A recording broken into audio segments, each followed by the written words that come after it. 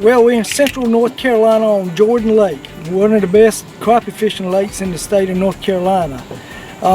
We've been longline trolling, and the reason we've been doing it because the fish just haven't transitioned into that full on October fall bite. So they're scattered out pretty bad right now. The schools are chasing bait fish out in open water, out on main lake points, and in the mouth of coves. They still haven't moved into that area where you typically might find them moving this time of year. We're 1st of October. We've just now transitioned to fall, but the water temperature is still in about 73, 74, somewhere around there. Matter of fact, I think a while ago it was 75. We got a victim. First one in the morning. Acts like a good one. With the net. We did have a fireball on this one. Yep, we did have a fireball fish on.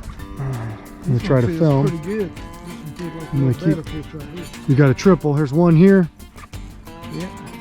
The other one here. Big Mike's on. It's got a decent fish right there. It's not a giant, but it's a decent fish. Mike, when you get a chance, man, grab the net. We might have a little better fish on this one right here. There's another fish right there too. Grab him, Mike. Just grab him. Yeah. I still got one on here too. Wait a minute. I got two on this one. You got a double?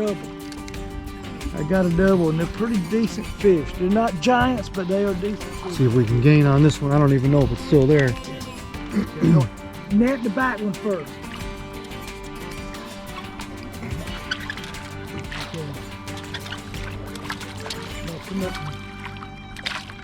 There you go. Got a double right here. Look at that. Okay, drop your net there. Okay. I'm gonna see if we can get this one in here. Matter of fact, I still got one too. Look at that. We just ended up with a triple. Actually, we got a quad on. One on now. Another one right here.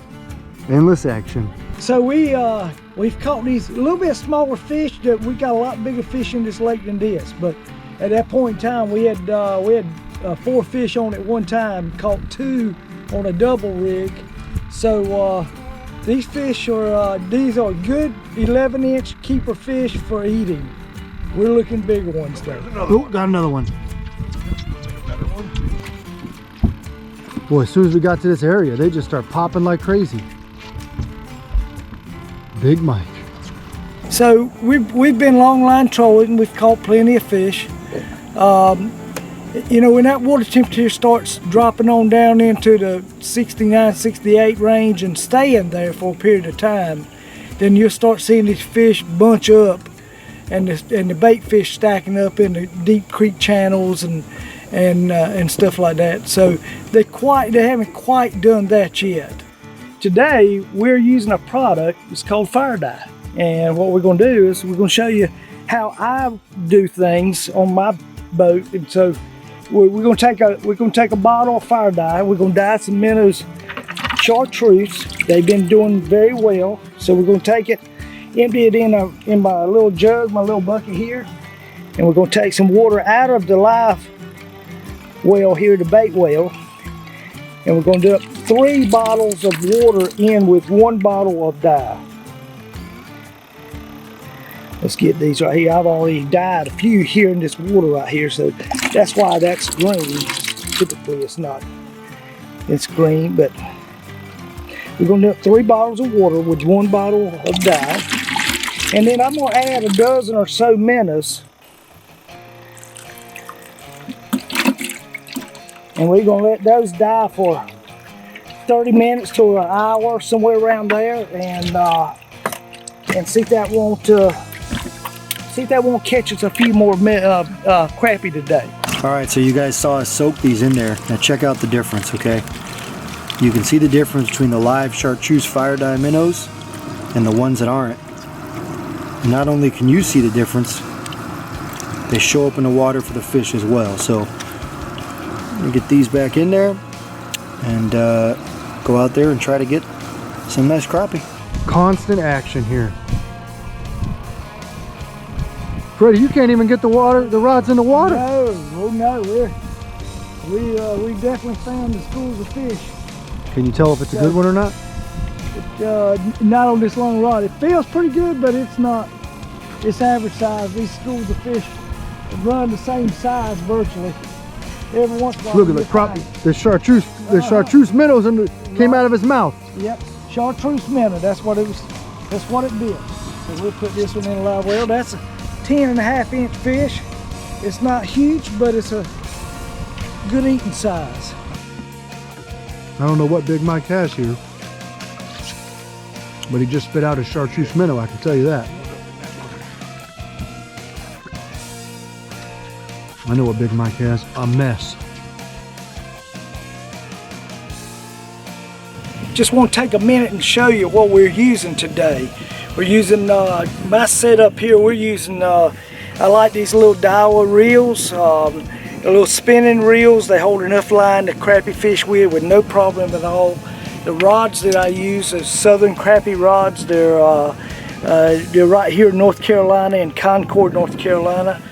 Great rod. They make a variety of different sizes. We use, for instance, today we're long line trolling, so we're using anywhere from a 9-foot rod, a 10, a 12, 14, and 16 to spread our lines out with. So, and we're tipping our baits. Here's an example of a good bait that we've caught fish on today. A little 32nd ounce pink jig head, number 2 hook with a Bobby Garland scroll R bait. And we're tipping those with the fireballs here. This is the garlic scent. We've been using the shad scent also. So these are all an example of the baits that I like to use. There's a lot of times that we will take this grub off, this plastic off, like this right here, and put just a fire dye minnow on it. We've been catching a lot of fish today. We're tipping this with a minnow, a 32nd ounce jig head, and we've been doing really well with the fire dye minnows. And that's a green kind of a chartreuse minnow that we've been dyeing. Great setup, great way to catch fish. We've caught quite a few fish. Unfortunately, no big fish yet. In a tournament, it's nothing to have, especially in February, March, sometimes in April. October can produce 12. We've seen 14-pound stringers with 7 fish. So we've got some good 2-pound crappie in it. This year we've caught a 266 white crappie, a 260 black crappie, and we've caught several 240s. So Jordan Lake's known for some good sized crappie. It's a good trolling lake. It's got some good open water. Most of the main creek channels and coves and stuff hold fish. Not year round, but in the springtime, most small coves or the coves have spawning flats in the back of them, so they tend to hold a lot of crappie. We don't have a lot of stripers in this lake, so it's a lake that's known for its crappie fishing, bass fishing. We do have some catfish, channel cats, no blue cats. So there's not a large population of predator type fish for those bigger crappie. Regardless of where you are in the South or really anywhere in the country, spring is obviously the most busy time to crappie fish. However, during the fall, especially in North Carolina, in the Greater Triangle area, crappie fishing can be very popular. Now, today was our first time ever fishing Lake Jordan, and we were really impressed. You know, this is a 14,000 acre reservoir, and we had a little bit of an interesting time with the weather. You know, we got out there in the morning, and as any typical fall day here, the fog was so thick we could barely see. You know, we had to wait for the fog to clear in order for us to get out to the areas we wanted to fish. Now, we came out here today. This is the first time we ever fished with Freddie Sinclair of Sinclair's Guide Service. The guy knows the lake as well as anybody. You know, he knew every nook and cranny, he knew every cove, and he knew where to go when the conditions changed. Now, today we started out long lining. We simply did because you couldn't see anything else. So we put lines out the back and we tipped those lines with jigs covered in either crappie fireballs or live chartreuse fire dye minnows. You know, Fire dye became popular here about 5 years ago in this area over on Kerr Lake, and it's really spread all over the place. Especially during a time like this when the visibility is so low, those chartreuse minnows really stand out, and they really did a great job for us today. Now, after fishing for about an hour and a half to 2 hours, we caught a lot of crappie, not any large ones, mostly small ones.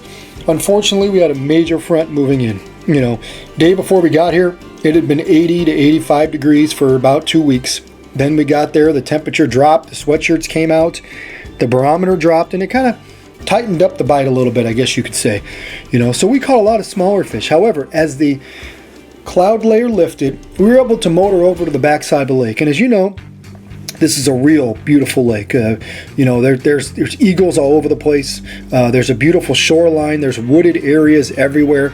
And then we decided to troll over on the backside of the lake. We started to catch some nicer fish. But sure enough, this is a place where you can catch plenty of fall crappie here in the Raleigh Durham area, and really there's not a lot of pressure out there. You can enjoy the lake, and you may have the area all to yourself, just like we did today with Sinclair's guide service. Maybe we were out there maybe 5-6 hours, and we didn't really see any traffic until we got near the bridges or near the boat launches. Migrate away from those areas, do a little exploring on your own, and guess what? You could have a great day just like we did.